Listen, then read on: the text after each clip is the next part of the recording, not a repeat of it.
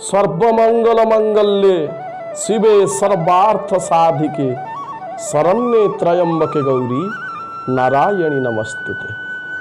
माँ राजराजेश्वरी परमाराध्या जगज्जननी महामाया जय दुर्गांक चरण अनंत कोटि दंडवत पूर्वक आज अध्याय को आपण मान स्वागत करुच्ची मु डॉक्टर मृत्युंजय दास।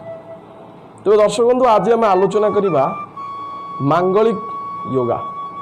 जो मांगलिक योग बा जहाँ मंगल दोष बोली कह जाए यापाई कौन रही घरोई उपचार जो घरोई उपचार द्वारा मंगल दोष जनित खराब प्रभाव को बा कुप्रभाव को आमे सुप्रभाव रे परिवर्तित करिपरिबा। आसंतु से विषय आलोचना करवा किंतु ता पूर्वरु जानी रखिबा उचित जे मंगल दोष काहाकू कह जाए। दर्शक बंधु जदि आपणकर जातकर कुंडली रे लग्न द्वितीय चतुर्थ सप्तम अष्टम तथा द्वादश भाव रे मंगल अवस्थान करिथांती तेबे उक्त जातक को मांगलिक दोष जनित जातक बोली कहा जाए। आउरी अनेक कथा रही यथा जदि मंगल महाग्रह केतु सहित संयुक्त होई अछंती किंबा शनि गृह रे शनि दृष्टि किंबा शनि सहित संयुक्त होई अछंती से स्थान रे मध्य किछि भाव रे प्रभाव टिके कम पड़ी थाए। से विषय रे आउ गोटे अध्याय आलोचना करिबा जे किपरि मांगलिक योग सृष्टि होई थाए। किंतु आजिर आलोच्य विषय रही उपचार। आसंतु जानिबा कौन रही से सब प्रतिकार।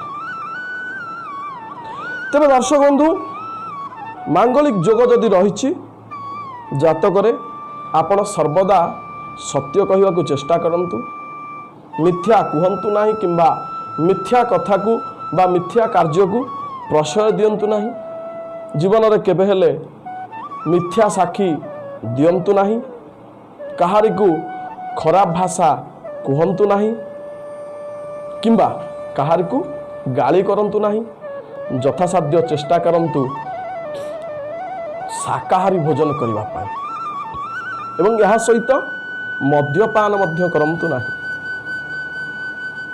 निसंतान व्यक्ति ठारू केबे हेले तांकर धन संपत्ति छलनात्मक भाव रे हातेबा को चेष्टा करंतु नहीं किंबा सेमानंकर संपत्ति आपण को जदि क्रय करने को कौन सुविधा मिलुछि तेबे मध्य क्रय करंतु नहीं।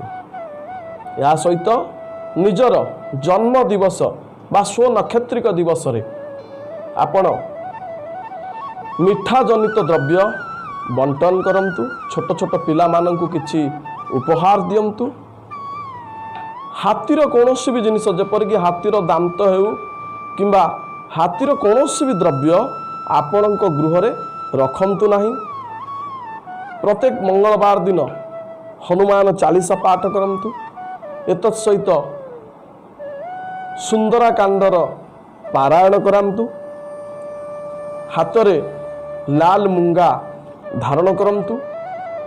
एही सब कार्य करिबा द्वारा निश्चित भाव रे मांगलिक दोष जनित जो खराब प्रभाव रही थाए बा कुप्रभाव रही थाए ताहा सुप्रभाव रे परिणत होई थाए।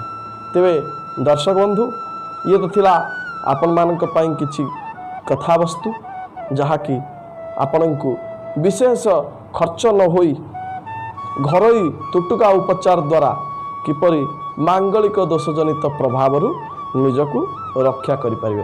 तेबे आज तो समय हो जाइछि कार्यक्रम को एठारे समाप्त करिबा। पुनर्बार आमे आलोचना करिबा आगामी अध्याय रे। आज विदाय दियंतु। नमस्कार। जय जगन्नाथ।